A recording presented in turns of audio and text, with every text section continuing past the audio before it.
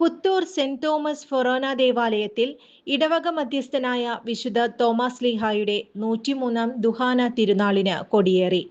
ഫൊറോന വികാരി ഫാദർ ജോജു പനക്കൽ കൊടിയേറ്റം നിർവഹിച്ചു. 29-ന് ഞായറാഴ്ച വിശുദ്ധ തോമസ് ലീഹായുടെയും വിശുദ്ധ അന്തോണീസിന്റെയും സംയുക്ത ഊട്ടുതിരുനാൾ ആചരിക്കും.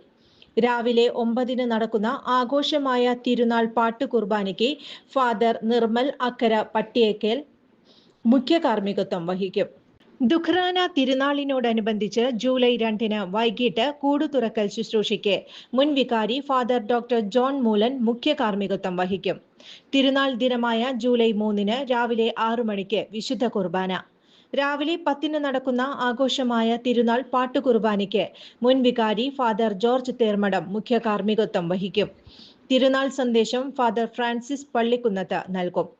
ആഘോഷങ്ങൾക്ക് അസിസ്റ്റന്റ് വികാരി father Reji Thomas, general convener Tony Anthikkadan, joint convener Prinson Ainikkal, കൈകാരന്മാരായ സണ്ണി മാളിയേക്കൽ, ഷോയി മാളിയേക്കൽ, സന്തോഷ് ആട്ടോക്കാരൻ, ഷാജി തട്ടിൽ എന്നിവർ നേതൃത്വം നൽകും.